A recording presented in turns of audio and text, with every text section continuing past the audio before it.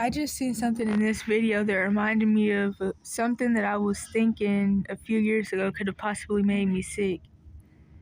So, as I mentioned in other videos, and of course in my 3 videos that are specifically about me and other people, 2 videos that are about me, and then a 3rd video that's about me and other people I knew. And this one random person who was just talking about their experience from getting sick because of psychotropics. And in those videos I mentioned the turn out the bowel side effect.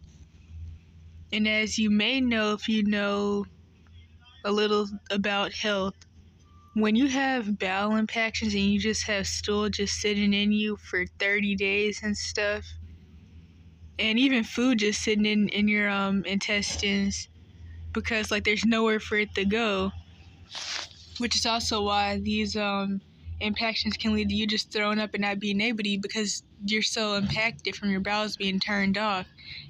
There's nowhere for the food you just ate to go when you're finished digesting that.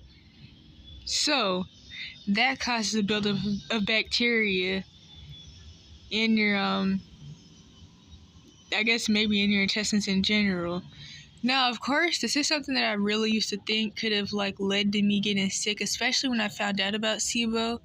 And I think maybe even before that.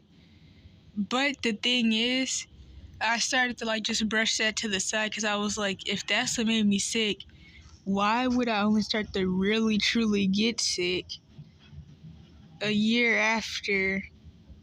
Wait a minute. Yeah, a year after I was let off the drugs. I think because I was on them from mid 12 to early 14, but I didn't really get sick and start being in constant pain and stuff till 15. But of course, I had been dropping down in weight till I got to 80 pounds at 14. But that also was because I was losing the metabolic syndrome weight.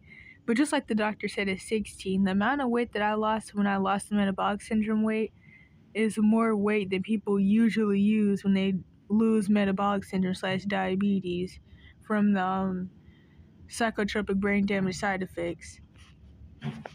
So, another thing that I found out a good while back is that when you have SIBO or really any issue,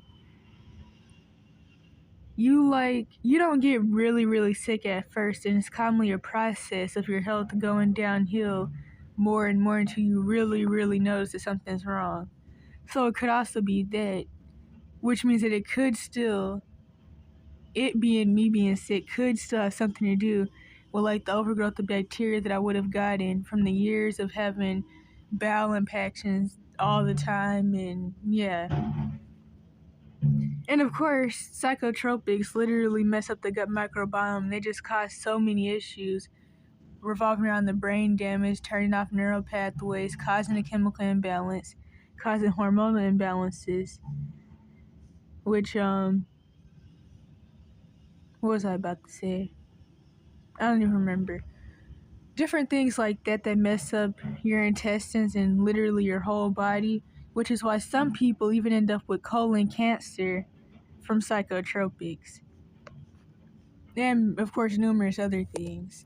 Because like I always would say, since the evidence channels, the brain damage from these drugs literally being made to turn off neural pathways and neurotransmitters that make the body work, causes a chemical imbalance that wasn't already there. It kills brain cells and leads to hundreds of neurological, mental, and physical problems that can eventually lead to death. And so I'm about to play the part. They're reminding me of this. Hopefully I won't go back too far because I'm not trying to watch the whole thing over.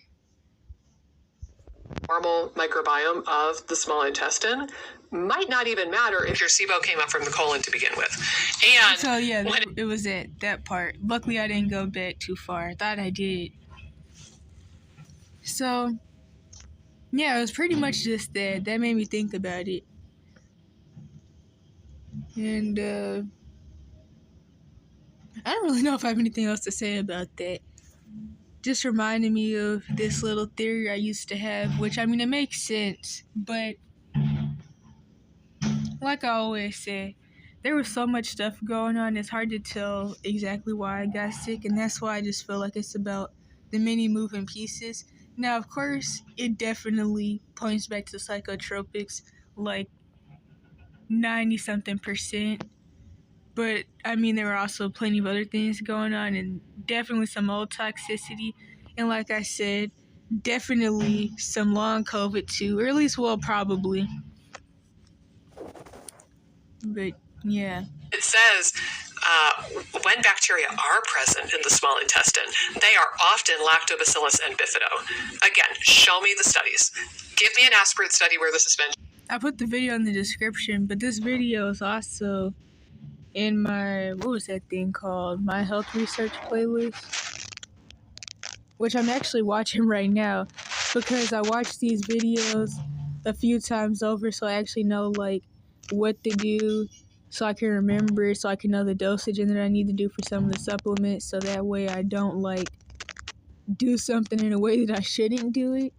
And I watch a couple different videos. There's definitely a lot of like conflicting information because, like I always have been said, the medical system is very biased, and so much other things I could say about that. That's why sometimes you just have to do what works best for you, and yeah, but still don't like take things in a way you're completely not supposed to.